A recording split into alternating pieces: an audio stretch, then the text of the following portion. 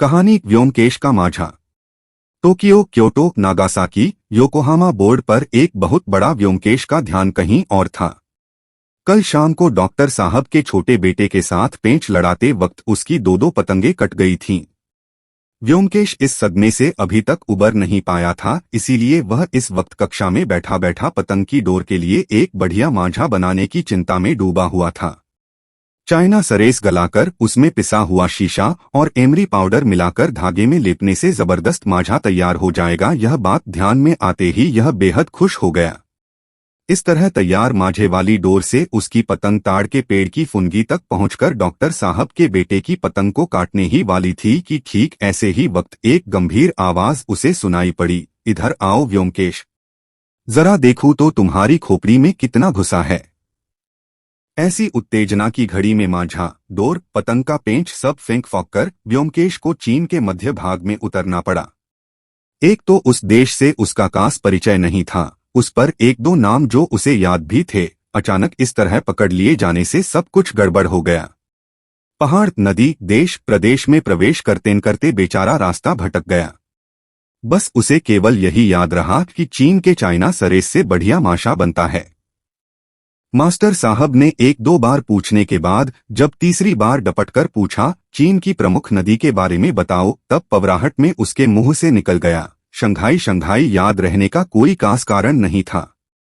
शायद उसके मामा के पास टिकट संग्रह करने वाली जो कॉपी थी उसमें उसने यह नाम देखा होगा। इस वक्त हड़बड़ी में उसके मुंह से यही नाम निकल गया।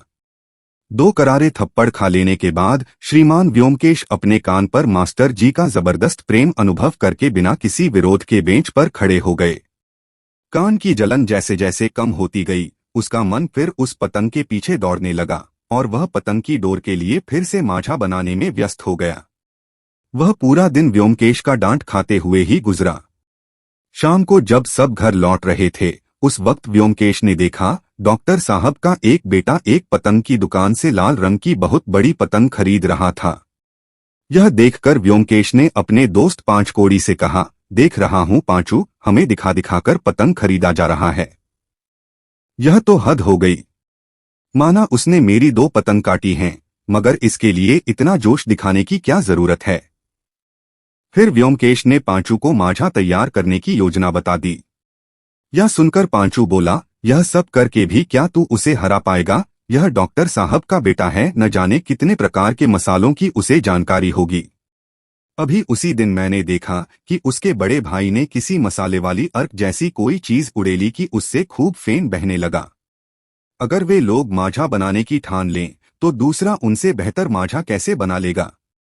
यह सुनकर व्योमकेश के उत्साह पर पानी फिर गया। उसे यकीन हो गया कि डॉक्टर बाबू के बेटे को खास प्रकार का माझा बनाना आता है। अगर ऐसा न होता तो व्योमकेश से 4 साल छोटा होने के बावजूद उसने इतनी आसानी से उसके पतंग की डोर कैसे काट दी। तभी व्योमकेश ने तय कर लिया कि उसके भीजे को जैसे भी हो हासिल करना ही होगा। एक बार वह माझा मिट जाए, वह डॉक्टर साहब के बेटे को अपनी पतंग का कमाल दिखा देगा। घर जाकर फटाफट नाश्ता करके व्योमकेश डॉक्टर साहब के बेटों से परिचय करने दौड़ा। यहां जाकर उसने देखा कि बरामदे के एक कोने में बैठकर वही लड़का एक डॉक्टरी खरल में न जाने कौन सा मसाला घोंट रहा था। व्योमकेश पर नजर पड़ते ही वह उसे फटाफट एक चौकी के नीचे छिपाकर यहां से चुपचाप खिसक गया।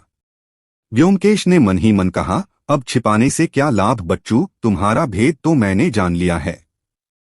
व्योमकेश ने अपनी चारों तरफ देखा, उसे कहीं कोई नजर नहीं आया।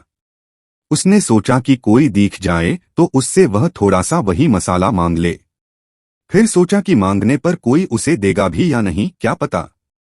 ऐसी बेकार सी चीज के लिए उसे किसी से मांगने की क्या जरूरत जो बखूबी सान चढ़ाई जा सकती है। यह सोचकर उसने चौकी के नीचे रखा मुट्ठी भर मसाला उठा लिया। वहां से भागा तो फिर अपने घर ही जाकर रुका। घर पहुंचते ही वह माझा बनाने में जुट गया। व्योमकेश को वह माझा कुछ विचित्र जैसा लगा। उसमें जरा भी कड़क नहीं थी। शायद उसे बहुत महीन चूरे से बनाया गया था। डोर पर माझा चढ़ाते चढ़ाते पूरी शाम ढल गई। तभी उसके बड़े भैया ने आकर उसे डांटा, अब यह सब डोरी पतंग छोड़कर पढ़ने बैठ जाओ। व्योमकेश को उस रात ठीक से नींद नहीं आई।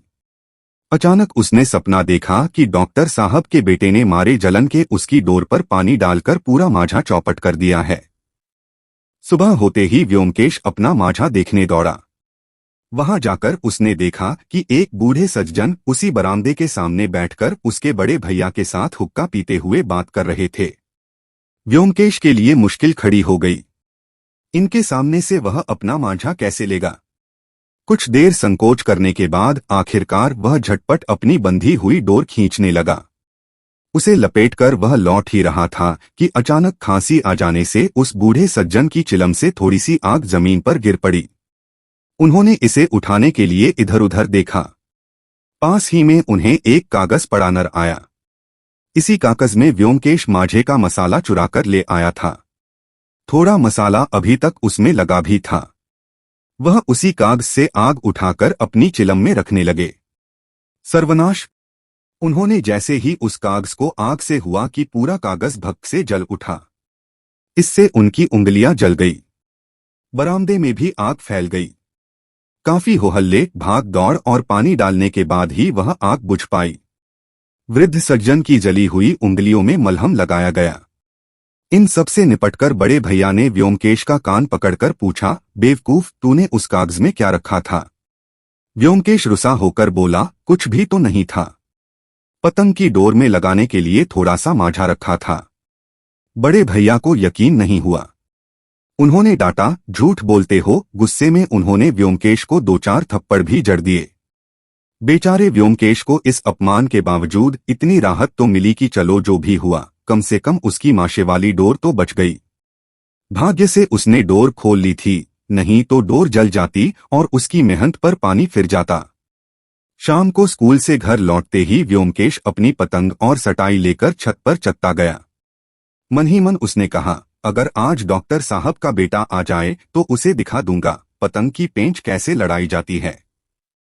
तभी 5 कौड़ी ने आकर उससे कहा, तूने कुछ सुना? व्योमकेश ने कहा, नहीं तो क्या बात है? पांचू बोला, डॉक्टर के बेटे ने खुद अपने हाथों से दियासलाई बनाई है।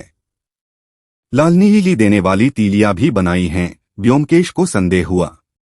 फिर भी उसने कहा, अरे उसने दिवासलाई नहीं, मौशा बनाया है। यह सुनकर 5 ने खींचते हुए कहा, मैं अपनी आंखों से देखकर आ रहा हूं कि यह लाल नीली लौ वाली सलाइयां जला रहा था और तू अपने माझे की हाके जा रहा है। एकदम गोबर गणेश है तू। व्योमकेश का माझा 71। अब व्योमकेश ने अपने माझे को गौर से देखा। वाकई उसमें दियासलाई का मसाला लगा हुआ था।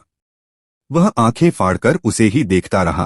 तभी डॉक्टर साहब के मकान की छत से एक लाल रंग की पतंग उड़कर जैसे उसका मजाक उड़ाने लगी।